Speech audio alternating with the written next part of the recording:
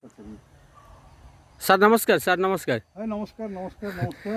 Sir ଇଏ କ'ଣ ବରଗୁଡ଼ି sir? ହଁ ଆଜ୍ଞା ଇଏ ତ ବହୁତ ଲମ୍ବା ଲମ୍ବା କେତେ ସାର୍ କେତେ ଲମ୍ବା ଅଛି ସାର୍? ହଁ 22-24 ଇଞ୍ଚ ଲମ୍ବା ଗୋଟେ ଗୋଟେ ସାଇଜ। ମାନେ 2 ଫୁଟ ପୁରା? 2 ଫୁଟ 24 ଇଞ୍ଚ 23 ଇଞ୍ଚ 22 ଇଞ୍ଚ। ଆଚ୍ଛା ଆଜ୍ଞା ଆଚ୍ଛା ସେପଟେ ଦୁଇଟା ଗଛ ଥିଲା, ମୁଁ 2.5 କିଲୋ ବରଗୁଡ଼ି ବିକ୍ରି ହେଇଥିଲା ଖାଇବା ସାର୍। ପରେ। କେବେ ଆସିଲେ କାଲକାଟାରୁ? ଆଉ କାଲି ଆସି ରାତିରେ ପହଞ୍ଚିଲି। ଆଉ ଆଜି ଗୋପାଳ ନାହିଁ, ଘରକୁ ଯାଇଛି। ଆଜି ସବୁ ପାଣି ବୁହା ଲାଗେ, 3ଟା ବାଜିଗଲା।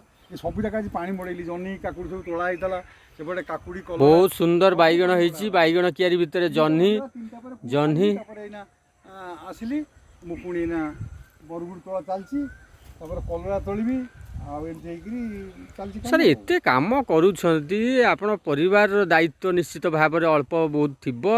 ଆଉ ତା ଭିତରେ ଆପଣଙ୍କୁ କ୍ରୋଧ କେବେ ଆସେନି ସାର୍? ଓହୋ, କ୍ରୋଧ କଥା କାହିଁକି ଆଜ୍ଞା ପଚାରିଲେ? ମଣିଷ କ'ଣ, ଯେତେ ପ୍ରାଣୀ ପୃଥିବୀରେ ଭଗବାନ ସୃଷ୍ଟି କରୁଛନ୍ତି ସମସ୍ତଙ୍କର ଆଜ୍ଞା ରାଗ ବା କ୍ରୋଧ ଅଛି। ଗୋଟେ ପିମ୍ପୁଡ଼ିର ବି ରାଗ ଅଛି। ଆପଣ ତା ଗଦା ପାଖରେ ଗୋଡ଼ ପକାଇଦେଲେ ସେ କାମୁଡ଼ି ଦେବ।